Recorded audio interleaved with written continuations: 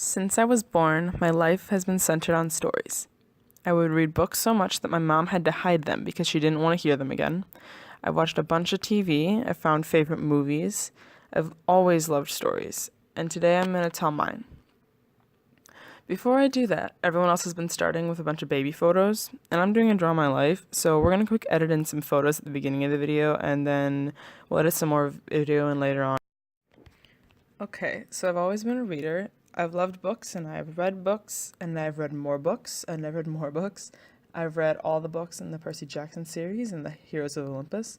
I've read all 7 Harry Potter books, all 4 Twilight books, and so many, many more. At 10, I joined the library's book club where we would meet once a month to discuss books like Schooled, Cracker, and The Ghost's Grave, and I loved it. Eventually, I moved into the teenage book club. That was a big deal. And the first book chosen for that book club was a book called Looking for Alaska by John Green. I don't know how, but my mom was told by one of her friends the content of the book. Well, my mom was told about 2 pages of the content of the book. She heard that in the middle of the book there was a description of a blowjob.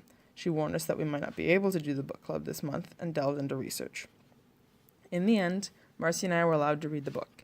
My mom found that the author had a YouTube video, and she showed us the video. It was titled, I Am Not a Pornographer. She would never have predicted what this video would start for us. Not only did it let us read the book, but John Green had an amazing YouTube channel at this point, and it helped us find that. I don't know exactly what it is that bothers me about that characterization. I mean, it's not the geography. I wouldn't mind if someone was like, we must get this book out of our classrooms. It's full of geography. I loved their content. Time for the magic to happen. The magic being a period of intercourse lasting less than 2 seconds. Their acceptance. Only one argument that matters for gay marriage, that all people in our country should be seen as equals in the eyes of the law. The stories they shared. Died a few weeks later when she was just 16, and every year we pause on August 3rd, her birthday, to celebrate Esther Day, a celebration of love in all its many splendors. I loved the ongoing story of AFC Wimbledon, a third-tier English soccer team who is moving up in the ranks and has a great narrative.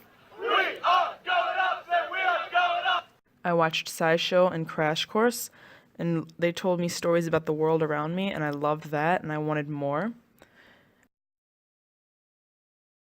And then I was introduced to late-night comedy with comedians such as John Oliver on HBO.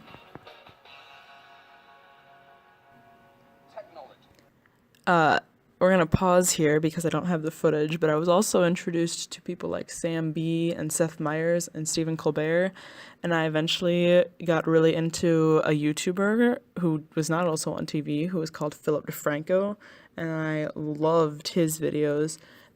All of those videos gave me a different perspective on politics. Philip DeFranco's probably gave me a wider perspective on politics.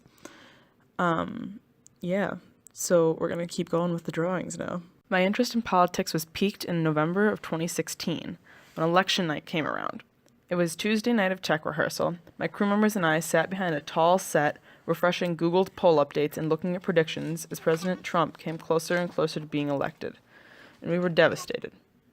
But I only tell that story to lead me into an entirely different story. Not one of politics, but one of friendship, one of teamwork and love. Definitely not one of politics.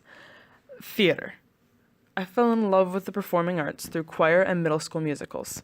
I was always, a little bit jealous of the crew at that point. Their job looked really fun, but I told myself, if you were in crew, you would be wishing you were in the cast. It's not worth it to switch over. The grass is always green on the other side. I was wrong. Before sophomore year, I got a new job, and because I was so terrified of asking for long periods of time off work, I decided I wouldn't act this first show. I would just do crew instead, and it would be fine. And that led me to a crazy discovery, that crew is where I want to be. I joined this group of ragtag friends, and I never wanted to go back. Our stories were amazing. With all of our effort, we helped tell stories about people who had crazy families. We told stories about people who were a little crazy. We told stories about racism, and we told stories, just about everything we could. Our final show was a story about a crazy theater department. That might be symbolic. I don't care. It probably is. Anyways. So this next transition is crap and it doesn't exist, but we're going to move on to the stories that I love to tell through artwork. We're going to start with one particular piece of art, probably the most powerful art I've made to date. We were assigned a mixed media piece, and it only needed to be about something that meant something to someone. The options were wide open. It just had to be an issue piece.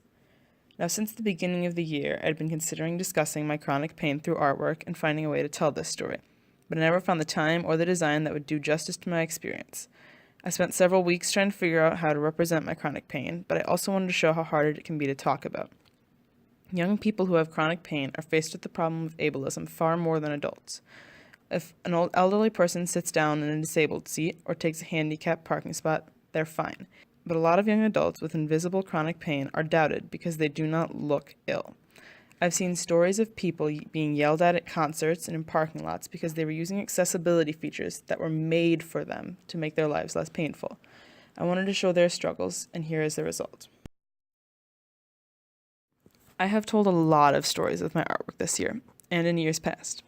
When I was a kid, I drew Pokemon. We're going to say it was to show characters. I also drew crappy boxy manga characters on little sheets of paper so that Marcy and I could play with them in the back room. Last year, I painted with my cousin's colorful stuffed animal because I was so excited she was here. The animal didn't mean that much to me, but she sure did. This year, I made 2 pieces showing different struggles that I've faced living away from my parents. The first one is this dashboard driving up to La Crosse with symbols of my family all sitting on it. And the second one is a cell phone taking a picture of myself so that I can send it to my mom with a caption about how my day is going. I also made a hand here, which is holding a hair tie because my long hair is a constant part of my life and I had to do a hand.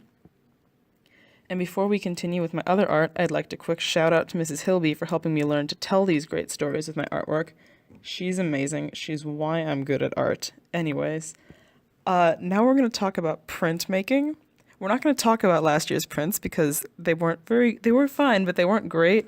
And they're a little hard to understand if you don't like squint and add a couple guidelines and get like a detailed explanation of what all the stuff on it means.